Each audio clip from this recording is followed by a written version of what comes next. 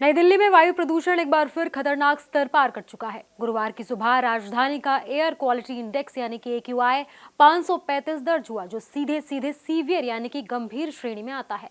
इसका मतलब है कि दिल्ली की हवा इतनी जहरीली हो चुकी है कि इसका असर तुरंत लोगों की सेहत पर हो सकता है। खास बात यह है कि PM 2.5 और PM10 जैसे बेहद खतरनाक कण लगातार बढ़ रहे हैं। PM 2.5 का स्तर 343 जबकि PM10 का 464 तक पहुंच गया है। ऐसे में साफ है कि हालात बेहद खराब है। ये स्थिति तब है जब दिल्ली में प्रदूषण नियंत्रण के लिए ग्राफ 4 पहले से ही लागू है। इसके बाद भी हवा में कोई सुधार नहीं दिख रहा है। दिल्ली और NCR में सुबह और शाम के वक्त हालात सबसे ज्यादा बिगड़ जाते हैं। तापमान कम होने और हवा की रफ्तार धीमी पड़ने से धुआं और प्रदूषित कण नीचे ही फंस जाते हैं। इसी वजह से लोगों को आंखों में जलन, सांस लेने में दिक्कत और भारीपन महसूस होने जैसी समस्याएं हो रही हैं।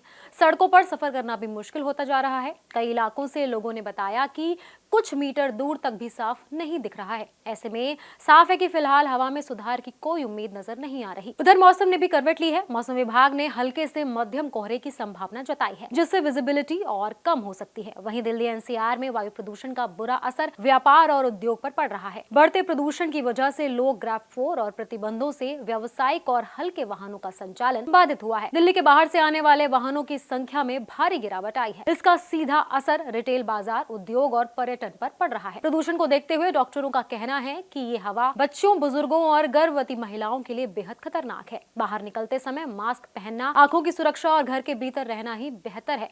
सरकार कई कदम उठा रही है, लेकिन फिलहाल प्रदूषण कम होने के संकेत नहीं दिख रहे हैं।